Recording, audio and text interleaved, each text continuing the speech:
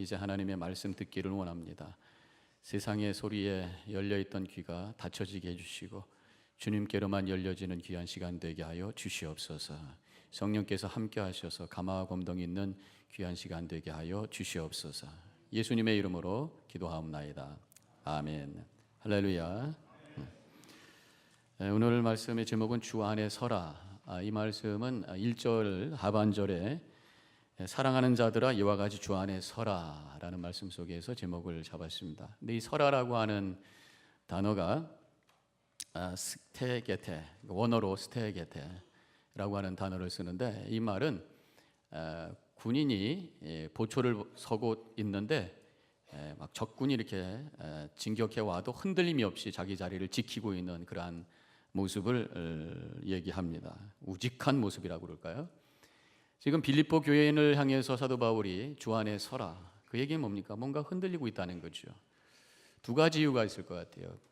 사도 바울이 지금 감옥에 gat혀 있는 상태입니다. 그래서 지도자가 감옥에 있으니까 굉장히 실망과 절망 속에 낙심되어 있는 상태일 것이고, 또 오늘 본 말씀에 2절에 나오지만 갈등하고 있었던 것 같습니다. 빌립보 교회가 리더십에 갈등이 있었던, 그래서 힘들어하고 있는 그런 상황 속에서 굳건히 서라라고 말씀을 하고 있습니다.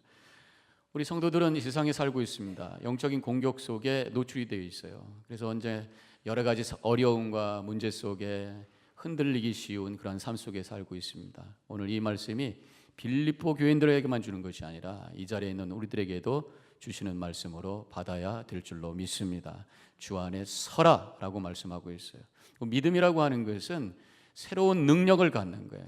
여러 가지 우리를 도전하고 흔드는 세상 속에 살지만 변함없이 그 자리를 지키면서 흔들림 없이 살아나가는 그런 능력의 삶, 우리를 향해 도전하는 모든 악한 영과 싸워 이기는 승리의 삶을 사는 것이 믿음의 삶이라는 것입니다. 그러면 이러한 능력, 흔들리지 않고 굳건하게 설 수 있는 능력이 어떻게 하면 만들어질 수 있느냐, 이것이 오늘 본문의 말씀의 초점이라고 할 수 있습니다. 그래서 본문에서 세 가지를 말씀하고 있어요. 우리가 능력 있는 믿음의 삶을 살기 위해서 첫 번째로는 교회가 하나 되어야 된다라는 것입니다. 물론 오늘 말씀 표현에 하나가 되라는 말씀은 없습니다만 2절에 있는 말씀을 통해서 우리가 깨달을 수가 있어요. 2절에 있는 말씀을 같이 읽도록 하겠습니다. 내가 유오디아를 권하고 순두계를 권하노니 주 안에서 같은 마음을 품으라. 지금 유오디아와 순두계라는 두 사람의 이름이 나오고 있습니다. 성경에서 이름을 거명했다면 그 사람은 교회 리더예요. 교회 리더십 사이에 갈등이 있었구나라는 것을 알 수가 있습니다. 리더가 갈등을 하면 교회 전체가 어려움을 겪게 되어 있어요. 그래서 결국 이 말씀은 교회가 흔들리지 않도록, 교회가 하나 되도록, 교회가 평안하도록 해야 된다. 굳건히 서라라고 말씀하신 바로 다음에 교회가 하나 되어야 된다, 한 마음을 가져야 된다, 이렇게 말씀을 하고 있습니다. 우리가 분명히 알아야 될 것은 우리가 싸워야 될 적이 누군가라고 하는 것이, 그 적은 바로 악한 영입니다. 공중 권세 잡은 이라고 성경에 나오고 있어요. 그래서 영적인 것입니다. 그래서 영적인 그 악한 영과의 싸움, 기도를 가지고 말씀을 가지고 그렇게 우리가 싸워야 되는데, 우리는 그것이 헛갈려 가지고 엉뚱한 사람하고 싸워요. 가족하고 싸웁니다. 부부 싸움합니다. 부모하고 자신이 갈등합니다. 형제끼리 갈등합니다. 교인끼리 싸웁니다. 성도 사이에 서로 미워하고 얼굴 돌리고 서로 뒤에서 손가락질하면서 싸워요. 이것은 참 한심한 노릇이라고 생각합니다. 마치 아군끼리 싸우는 그러한 전쟁의 모습과 같다고 할 수 있습니다. 그 미국이 전쟁을 가끔씩 하잖아요. 그때 제가 들었던 뉴스 중에 참 가슴 아팠던 것 중에 하나가 friendly fire라고 그러죠. 공군이 가다가 미사일을 쐈는데 적을 쏜다는 게 잘못돼 가지고 아군을 쏘게 된 거죠. 그래서 아군이 죽었다라는 그런 기사를 읽었을 때 도대체 이게 어떻게 된 일이냐, 전쟁이 적하고 싸워야지 어떻게 아군을 향해서 미사일을 쏠 수가 있느냐, 가슴을 치며 통탄할 그런 상황이잖아요. 우리가 스포츠 할 때, 특별히 축구할 때 땅을 치면서 통곡할 때가 있습니다. 그건 뭐냐면 자살골 넣을 때잖아요. 코너킥을 딱 했단 말이죠. 그래서 상대방 팀에서 코너킥을 딱 했어요. 그래서 이제 우리 팀이 그것을 막으려고 헤딩을 해가지고 바깥으로 탁 밀어난다는 게 잘못 맞아가지고 왼쪽에 맞아가지고 골로 쏙 들어가는. 그러면 어떻게 해? 땅을 치면서 후회도 할 수가 없는 그런 상황. 이것이 참 한심한 모습이라니. 우리의 삶 속에 그런 모습이 있다는 거예요. 함께 하나가 되어야 될 가정이 갈등하고 하나가 되어야 될 가정이 교회가 갈등한다면 이거 friendly fire, 자살골하고 다른 게 뭐가 있냐는 거죠. 하나님께서는 여러 가지 도전이 많은 세상 속에서 가정과 교회를 만들어 놓으셨어요. 이 가정과 교회는 하나님께서 만들어 놓으신 두 개의 공동체입니다. 그것은 안식처로 만들어 놓으신 것이고 피난처로 만들어 놓으신 거란 말이죠. 매일매일의 삶 속에서 우리가 얼마나 지칩니까? 직장 생활하고 학교 생활하고 사회 생활하면서 상처도 받고 피곤하기도 하고, 그럼 이제 가정에 들어가면 가족들과 함께 식사하면서 오손도손 지난 얘기하고 힘들었던 얘기하고 그러면서 서로 위로해주고 격려해주고 잠 푹 자고 아침에 일어나서 다시 한번 출발하는 것이 바로 가정이라는 거예요. 근데 하루 종일 피곤해가지고 집에 들어갔는데 짜증내고 서로 미워하고 서로 싸우고 그런 콩가루 집안이 된다면 그거 얼마나 비참한 노릇이냐 그런 얘기입니다. 우리 교회도 영적인 가정이에요. 분명히 하나님께서, 예수님께서 마가복음 3장 35절에서 누구든지 하나님의 뜻대로 행하는 자가 내 형제요 자매요 어머니이니라 라고 말씀하셨어요. 믿음 안에 사는 자들이 형제 자매요 어머니요 아버지요 가족이다 말씀하셨단 말이죠. 그렇다면 우리도 영적인 가족이라면 서로 위로가 되고 서로가 격려가 돼야 돼. 일주일 동안 세상에 살면서 피곤한 우리의 영혼을 가지고 교회에 와서 예배를 통해서 하나님 아버지의 그 은혜의 말씀을 듣고 위로받고 하나님의 임재를 체험하면서 힘을 얻고 또 예배 끝난 다음에 함께 교제하면서 코이노니아를 통해서 성도들 사이에 격려해주고 사랑을 나누면서 위로받고 회복되고 그래서 월요일부터 힘있게 출발할 수 있는 그런 삶을 사는 것이 바로 믿음의 여정이란 말이죠. 그런데 일주일 동안 피곤해서 교회에 왔더니만 서로 또 반목하고 서로 미워하는 얘기를 하면서 서로 상처를 받는다면 이거 얼마나 한심한 모습이냐 그런 말씀이죠. 가정도 그렇고 교회도 그렇고 우리가 거기서는 회복되는 장소이기 때문에 지시비를 가리고 따지고 누가 옳고 그거 가지고 하는 것이 아니고 옳고 그름을 따지는 것보다 더 중요한 것이 있는 것이 바로 가정이요 교제입니다. 바로 사랑이라는 거죠. 물론 아무렇게나 하자는 건 아니겠지만 너무 작은 것 가지고 시시비비를 가리다가 서로 갈등하고 서로 상처받고 서로 괴로워하는 안식처와 피난처가 오히려 우리에게 더 힘들게 하는 그런 장소가 된다면 얼마나 한심한 모습이고 얼마나 하나님께서 가슴 아플 모습이냐라고 하는 것을 생각해 볼 수가 있습니다. 오늘 말씀에 바울은 유오디게와 순두개를 언급하면서 아무 편도 들지 않아요. 누가 옳다 누가 틀렸다 말하지 않습니다. 그렇다면 이것은 어떤 교리적인 것이라든가 어떤 신학적인 그런 문제가 아니라는 것이 인간적인 것이고 개인적인 갈등이라는 것입니다. 그렇기 때문에 누군가 편을 들지 아니하고 서로 한마음 되기를 원하고 있는 말씀을 이 절에서 하고 계십니다. 근데 교회 안에서 갈등이라는 게 가만히 보면은 이렇게 무슨 큰 교리적이고 신학적이고 교회의 방향 갖고 싸우는 게 아니에요. 다 보면은 말 때문에 어떤 자존심 때문에 또 감정 때문에 서로 힘들어하는. 그래서 교회 안에서 많이 우리가 쓰고 있는 단어가 있습니다. 다른 데보다 더 많이 쓰는 것 같아요. 상처받았다. 상처받았다는 얘기를 너무 많이 해요. 사실 우리가 살면서 상처받는 거예요. 우리가 원하지 않지만 상처받을 수가 있습니다. 우리 몸도 마찬가지입니다. 살다 보면은 여기에 툭 쳐가지고 멍들게 되고요, 넘어져가지고 무릎 까지게 되고요, 또 페이퍼에 의해서도 손도 찢어지게 되고 그런 거예요. 상처받아요, 사는 거예요. 근데 문제는 그 상처를 빨리빨리 회복하는 것이 문제라는 거예요. 상처가 자그마한 상처인데 그냥 놔두면 나중에 이것이 크게 인펙션 돼가지고 온몸이 문제가 생길 수가 있어요. 여러분들 그런 얘기 들었어요? 코털 뽑다가 죽었다는 얘기?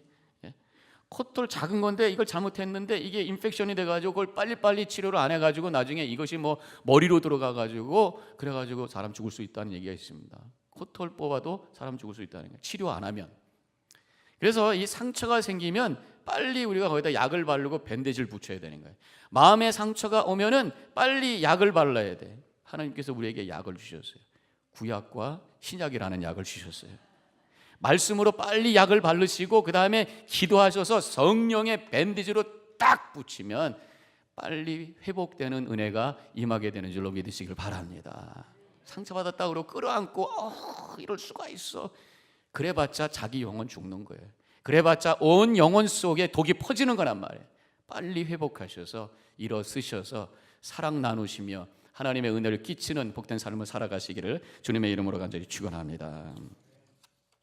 우리가 교회가 하나가 되자는 얘기 참 많이 하죠. 아주 슬로건이죠. 그런데 말로만 가지고 되는 게 아닙니다. 오늘 본문의 말씀에서 교회가 하나가 되는 방법에 대해서 구체적인 방법을 찾아볼 수가 있어요. 하나의 힌트를 찾아볼 수가 있습니다. 클루를 찾아볼 수가 있어요. 3절에 있는 말씀 이렇게 나와 있습니다. 복음에 나와 함께 힘쓰던 저 여인들을 돕고 또한 클레멘드와 그 외에 다른 동역자를 도우라. 한 마음을 품으라 이렇게 말씀하신 다음에 복음에 나와 함께 힘쓰던 저 여인들 그리고 도와라. 전 두 가지입니다. 한 가지는 바로 복음을 향해서 움직이는 거예요. 그리고 의도적으로 사랑하려고 애를 써야 된다는 거예요. 복음을 향해서 우리 교회가 해야 될 많은 일들이 있습니다. 이것도 해야 된다, 저것도 해야 된다, 많은 일들이 있어요. 근데 에센셜한 것이 무엇인가, 그리고 부차적인 것이 무엇인가, 이거 구별을 해야 돼.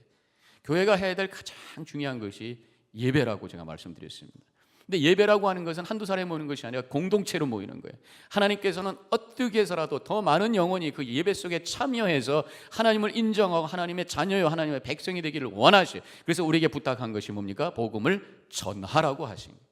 그래서 복음을 이웃에 전하면 전도요, 복음을 저 외국에 가서 전하면 선교요. 그래서 예배, 그 다음에 전도, 그 다음에 선교, 이것을 향해서 교회가 움직일 때에 교회가 하나가 되는 거예요. 주님의 사랑을 나누기 위해서 우리가 애쓸 때 거기서 하나가 되는 거란 말이죠. 교회가 행정도 필요합니다. 교회가 조직도 있어야 됩니다. 그거보다 더 중요한 것이 복음이요, 예배요, 선교요, 전도라. 이것을 위해서 이야기하고 이것을 위해서 기도하고 이것을 향해서 머리를 맞대고 함께 애쓸 때에 그 교회가 교회되고 그 교회를 통해서 교회가 하나 되고 그 교회를 통해서 하나님의 은혜와 능력이 흘러가는 그런 축복이 임하게 되는 줄로 믿으시기를 바랍니다. 네. 그래서 저는 이번에 새생명 훈련반에 15분의 훈련생들이 지원을 하셨어요. 너무 감사해요. 제가 지난주 이렇게 두 번에 걸쳐서 말씀을 드렸는데 권사님 1명에 집사님 14명이 동참을 하셨어요. 너무 감사합니다. 그리고 15분 이상의 간사가 동참해 30명 이상이 앞으로 11주 동안 사역일을 배우고 복음을 배우고 구체적으로 전도 대상자를 찾아가서 실습을 하고 복음을 전하면서 움직이는, 저는 이러한 무브먼트, 이러한 신앙의 운동, 이러한 전도의 운동이 교회의 핵심이 되고 교회의 앞장서는 역사가 일어나야 된다고 믿습니다. 그때 교회가 교회로 우뚝 서게 되는 줄로 믿으시기를 바랍니다. 두 번째로 오늘 말씀에 우리 능력 있는 믿음의 삶을 살기 위해서는 하나님과의 영적 교제가 있어야 돼요. 깊은 기도가 있어야 된단 말이죠. 4절과 5절에 있는 말씀이 나옵니다. 주 안에서 항상 기뻐하라. 내가 다시 말하노니 기뻐하라. 너의 관용을 모든 사람에게 알게 하라. 주께서 가까우시니라. 여기서 가깝다고 하는 것이 시간적인 의미도 있고 또 거리적인 의미도 있어요. 주 안에서 기뻐하라. 주님과 영적 교제를 통해서 기쁨을 갖고 그 다음에 관용을 가져라. 그래서 여기서 기쁨과 관용이라는 두 단어가 참 중요합니다. 기쁨은 어디서 옵니까? 하나님의 은혜를 깨달을 때 오는 거예요. 세상적인 기쁨도 있습니다만 우리 믿는 사람들은 거룩한 기쁨, 영적인 기쁨, 이것이 있어야 거기서 능력이 생긴단 말이에요. 근데 그 기쁨을 항상 기뻐하라고 말씀해요. 그거 가지고 부족하니까 또 한 번 내가 말하는데 또 기뻐하라, 다시 기뻐하라 이렇게 말씀해요. 그만큼 기쁨이라는 게 중요하고 그만큼 저는 이 말씀을 어떻게 또 해석하냐면 기뻐할 수 있다 그런 얘기예요. 기뻐하라는 명령과 더불어 가능성에 대해서 말씀하고 있어요. 어떤 때는 우리가 살아나갈 때 도대체 이런 상황 속에서 내가 무슨 기쁨을 회복합니까? 근데 주님께서 항상 기뻐하라, 또다시 말하노니 기뻐하라는 말씀은 그러한 상황 속에서도 하나님의 은혜를 찾아내서 기뻐할 수 있다라고 말씀하시는 그 음성으로 이 말씀을 들어야 될 줄로 믿습니다. 여러분들 숨은 그림 찾기 해봤죠? 지금도 그런 게 있는지 모르겠습니다. 옛날에 소년일보 그러면 거기 한구택에 그림이 하나 있어가지고 거기에 국자를 찾아라, 안경을 찾아라. 처음에 보면 안 보여요. 근데 열심히 보면 보인단 말이에요. 지금은 당장 안 보여요. 근데 잠깐 쉬었다가 오면 또 보여요. 그래서 찾아내면서 재미있게 했던 적이 있습니다. 또 이 입체 그림이라는 게 있죠. 입체 그림은 처음에 보면은 무슨 알록달록한 그런 어떤 무늬같이 보이는데 그거를 그림만 뚫어져다 보면 그림만 보여, 안 보여요. 그림을 통과해서 그 뒤를 향해서 초점을 맞추면 나중에 뭔가 이렇게 움직이면서 짠 하면서 입체가 보이는 순간이 나옵니다. 마찬가지 우리 삶 속에서 안 보여요, 그냥 보면. 그러나 믿음의 눈을 가지고 찾으면 보인단 말이에요. 지금은 안 보여. 잠깐 기다렸다가 하나님이 주시는 새로운 눈을 가지고 찾으면 보인단 말이에요. 지금 그 문제만 보는 것이 아니라 문제를 뚫고 그 속에 있는 하나님의 은혜를 찾으려고 할 때에 찾아지게 되고 그것이 감사하게 되고 결국 기쁨으로 하나님을 찬양할 수 있는 은혜가 생기게 되는 줄로 믿으시기를 바랍니다. 그래서 기뻐하라, 항상 기뻐하라. 다시 말하니 기뻐하라. 기뻐할 수 있다라고 말씀하시는 거예요. 그 기쁨이 있을 때 우리는 능력 가지고 삶을 이겨내면서 살 수 있어요. 그래서 또 관용이라는 단어가 나오는데 gentleness라고 영어로 되어 있습니다만은 굉장히 어려운 그런 단어인가 봐요. 근데 칼빈이 이것을 이렇게 설명했다고 해요. 관용은 눌러보세요. 손해나 역경을 당해도 쉽게 동요되지 않고 평정을 유지하는 영적인 인내. 평정을 유지할 수 있는 영적인 인내. 이것이 관용이라는 것이. 주님과 영적인 교통을 통해서 은혜를 발견하고 기뻐할 수 있고 주님과 영적인 교통을 통해서 주님께서 주시는 여러 가지 삶의 어려움이 있어도 흔들리지 않고 견뎌낼 수 있는 그 인내의 능력을 주님께서 주시는데 그것을 관용이다라고 말한다는 것입니다. 다윗이 압살롬이 구테타를 해서 압살롬이 누굽니까? 아들이에요. 아들이 아버지를 몰아내서 그 아버지가 그 왕궁을 떠날 때 심정이 얼마나 힘들었겠어요. 그럼에도 불구하고 그는 우리 아까 찬양했잖아요. 시편 62편에 있는 1절 말씀. 나의 영혼이 잠잠히 하나님만 바라며 나의 구원이 그에게서 나오는도다. 오직 그만이 나의 반석이시고 나의 구원이시오 나의 요새시니 내가 크게 흔들리지 아니하리로다. 그렇게 고백을 하고 있습니다. 우리가 여러 가지 삶의 문제로 흔들릴 때가 있어요. 그렇지만 내가 주님께로 초점을 맞출 때 주님만 바라볼 때 거기서 흔들리지 않는 평안, 그것이 바로 관용이라고 할 수가 있다고 하는 것입니다. 그래서 하나님과 교제라고 하는 것은 결국 기도 아닙니까? 그래서 6절에 기쁨과 관용을 말씀하신 다음에 이어서 이렇게 말씀하셨어요. 아무것도 염려하지 말고 모든 일에 기도와 간구로 너의 구할 것을 감사함으로 하나님께 아뢰라. 기도해야 거기서 하나님께서 주시는 기쁨과 그 관용을 갖게 된다는 거예요. 기도라고 하는 건 뭐예요? 좋으신 하나님은 은혜롭다고 하는 그 고백 속에서 주님 앞에 모든 것을 맡기는 것이에요. 그래서 염려가 놓아지는 거예요. 그 다음에 기쁨이 생기는 거죠. 기도하는 게 무엇입니까? 좋으신 하나님께서 지금 여러 가지 어려움이 있지만 결국 합력하여 선을 이루신다고 하는 것을 믿고 다 하나님의 은혜라고 하는 것을 미리 고백하며 감사하는, 그것이 바로 기도라고 하는 것이. 그래서 복음성가에 이런 가사가 있죠. 기도할 수 있는데 왜 걱정하십니까? 능력 주시는데 왜 염려하십니까? 기도함으로 하나님께서 능력 주시는데 왜 걱정하고 염려하십니까? 그렇게 말씀을. 하나님과 영적인 깊은 교제, 기도가 깊어질수록 그 안에 평안이 오고 기쁨이 오고 관용이 생기고 능력이 생겨서 모든 것을 이겨내는 그러한 승리의 삶을 살게 되는 줄로 믿으시기를 바랍니다. 믿으시기를 바랍니다. 마지막으로 세 번째, 능력 있는 믿음의 삶을 살기 위해서는 생각을 하셔야 돼요. 좋은 생각을 하셔야 돼요. 8절에 이것들을 생각하라 이렇게 말씀하시고 그 리스트를 쭉 어서 쭉 이어가고 있습니다. 참된 것, 경건한 것, 옳은 것, 정결한 것, 사랑스러운 것, 칭찬, 찬사를 받을 만한 것들, 이런 것들을 밝고 맑고 긍정적인 그런 것들, 아름다운 것들 생각하라는 게, 그때 능력이 생긴다라는 것입니다. 이런 말이 있다고 해요. 사람이 무엇을 가졌는가 보다 무엇을 생각하는가가 더 중요하다. 왜냐하면 우리 인생이라고 하는 것이 소유에 의해서 결정하는 것이 아니라 사실은 내가 무엇을 생각하느냐에 따라서 결정되는 거예요.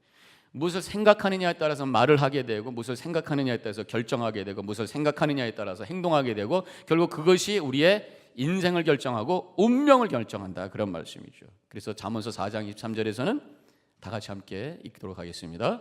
모든 지킬 만한 것 중에 내 마음을 지키라. 생명의 근원이 이에서 남이니라. 마음이라고 했습니다. 이것은 생각, 마인드, 생각을 얘기하는 거죠. 생각하기에 따라서 살 수도 있고 죽을 수도 있다. 내가 무슨 생각을 하느냐에 따라서 그 속에 생명이 있을 수도 있고 아닐 수도 있다, 그런 얘기죠. 그만큼 생각이라는 게 중요하다. 이것들을 생각하라는 말씀은 생각하면서 살라는 거예요. 그 말씀은 뭐냐면 우리가 생각하지 않고 살 때가 너무 많아요. 그냥 되는 대로, 느껴지는 대로, 흘러가는 대로 살게 된다는 것입니다. 그렇게 되면 어떤 일이 일어나는가? 다른 사람에 의해서, 세상에 의해서 내가 조종당하는 그런 한심한 삶을 살게 되는 것이. 이 세상에 그 뒤에는 영적인 공격이 있다고 그랬죠. 공중권세 자본이, 악한 영이 공격합니다. 그래서 세상의 매스컴과 문화들은 다 욕심을 향해서 공중권세 자본자의 그 조종하는 것에 의해서 컨트롤 속에서 움직이고 있단 말이에요. 가만히 있다 보면은 이런 세상의 매스컴 소리에, 문화에 젖어가지고 나도 욕심과 감각을 추구하는 그러한 삶을 살게 되면서 결국은 그 영혼이 무너지게 된다는 거죠. 그래서 마태복음 15장 18절에서는 이런 말씀을 해요. 입에서 나오는 것들은 마음에서 나오나니 이것이야말로 사람을 더럽게 하느니라. 먹는 것이 더러운 것이 아니라 입에서 나오는 것이 더럽다. 그 마음에서 악한 것, 욕심, 죄된 것 속에서 나오는 그 말이 더럽다, 이런 표현이죠. 가만히 있으면, 생각하지 않고 있다 보면 내 마음속에 악한 것, 죄된 것, 욕심으로 채워지게 되고, 말할 때 더러운 것이 나오고 다른 사람 상처를 주고, 그래서 더러운 것이 흘러나오면서 그 영혼이 망가지게 되어 있다고 하는 거예요. 그래서 우리는 좋은 생각, 좋은 마음으로 채우려고 해야 돼요. 그렇게 하기 위해서는 생각의 중심을 바꿔야 돼요. 내 생각의 중심이 내가 아니라 하나님으로 바꿔. 이게 믿음 아닙니까? 생각의 축을 바꾸는 거란 말이죠. 생각의 각도를 바꾸는 거예요. 얼굴도 위에서 봐야지 멋있다고 그러죠. 사진 찍을 때 보면 다들 얼짱 각도로 이렇게 위에서 찍고, 또 살짝 여자분들 보면 얼굴이 이렇게 돌려가지고 얼굴이 다 똑같아 보니까 각도가 그게 제일 이쁜가 봐요. 그래서 이 어느 각도에 따라서 그 얼굴도 바뀌어요. 하나님의 각도로 보기 시작을 할 때 거기서 새로운 것이 보이고 은혜가 보인다, 그런 얘기죠. 그 화씨 32도가 우리 같이 따뜻한 지역에서는 뭐라고 그래요? freezing point, 빙점이라고 합니다. 빙점. 근데 알래스카 같이 아주 추운 곳에서는 32도가 뭡니까? melting point, 해빙점이라고 해요. 녹는 시간, 녹는 점이라고. 똑같은 32도인데 어디에 있느냐에 따라서 해석이 달린단 말이에요. 내 중심적으로 생각할 때 모든 것이 다 내가 가지고 있는 것이고, 내가 번 것이고, 내가 만든 것이고, 내가 모은 것이고, 내가 이룬 것이다. 그런데 내 중심적으로 생각하면은 어떤 마음이 생기냐면 불평, 불만이 생겨요. 왜? 기준이 100이에요. 이만큼 갖고 싶고, 욕심이라는 게. 근데 그게 안 되니까 맨날 불평, 불만이. 그런데 하나님 중심으로 생각하게 되면 기준이 뭐냐? 제로가 됩니다. nothing. 나는 알몸으로 나왔습니다. 아무것도 안 가지고 나왔습니다. 10을 줘도 하나님이 주신 것입니다. 20을 줘도 하나님이 주신 은혜입니다. 50을 줘도 감사합니다. 100이면 안 돼서 모자라도 이미 하나님이 주신 것입니다. 그러면서 감사하면서 살게 된다는 거예요. 어디다가 내 생각에 중심을 놓고 있느냐, 어디서 바라보고 있느냐가 굉장히 중요한 거예요.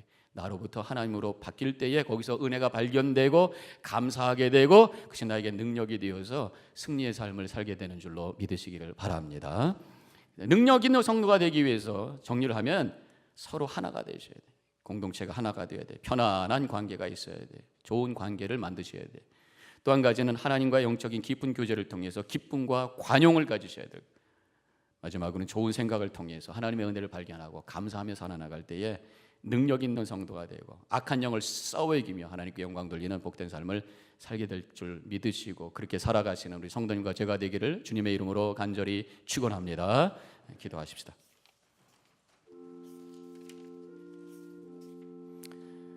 오늘 말씀을 생각하면서 우리 자신을 되돌아보시기 바랍니다. 능력 있는 삶을 살고 계셔요? 시험이 오고 어려움이 올 때 자신만만하게 그것을 감당하고 계십니까? 아니면 연약해서 흔들릴 때가 있습니까? 나를 굳세게 세워줄 수 있는 세 가지 은혜의 통로를 오늘 말씀을 드렸습니다. 함께 묵상하며 기도하기를 원합니다. 교회를 위해서 기도해 주세요. 하나님, 교회가 하나가 되게 해주시오. 그래서 하나님의 은혜가 흘러 넘치는 교회가 되게 하여 주옵소서. 또한 우리 믿음을 위해서 기도하십시다. 깊은 기도가 있게 해주셔서 기쁨을 회복하고 관용을 갖는 자가 되게 하여 주옵소서. 생각을 위해서 기도하세요. 하나님, 긍정적인 생각, 하나님 중심의 생각이 되게 하여 주옵소서. 그래서 은혜를 발견하고 감사하며 살게 하여 주옵소서. 제가 묵상합니다.